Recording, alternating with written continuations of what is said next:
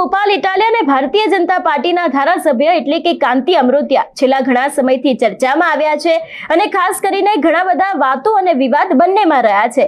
ત્યારે હવે જ્યારે ઇટાલિયા અને અમૃતિયા વચ્ચે વિધાનસભામાં તડાફડી થઈ છે। ચાલુ ભાષણમાં કાંતિ અમૃતિયાએ કહ્યું હતું કે લોકો બહારથી કામ કરવા આવે છે, ત્યારે ઇટાલિયાએ વળતો જવાબ આપ્યો હતો કે લોકો બહાર કામ કરવા જાય એનું શું। જો વિગતે ચર્ચા કરવામાં આવે સમગ્ર વિષયની તો ખાસ કરીને અત્યારે હાલ જે પ્રમાણે અમારી પાસેથી વિગતો સામે આવી રહી છે એ પ્રમાણે ગોપાલ ઇટાલિયા અને કાંતિ અમૃતિયા વચ્ચે વિધાનસભામાં ક્યાંક તડાફડી થઈ હોય એવું લાગી રહ્યું છે।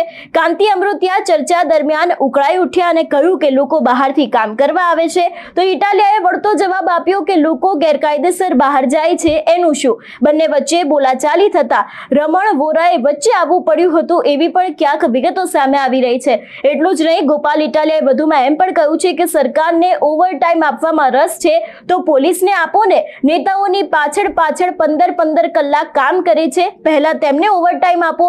મોટા ભાગના કારખાનામાં મજૂરો ક્યારે આવે ને ક્યારે ગયો તેની નોંધવાની વ્યવસ્થા જ નથી, કલાકો કોણ ગણશે।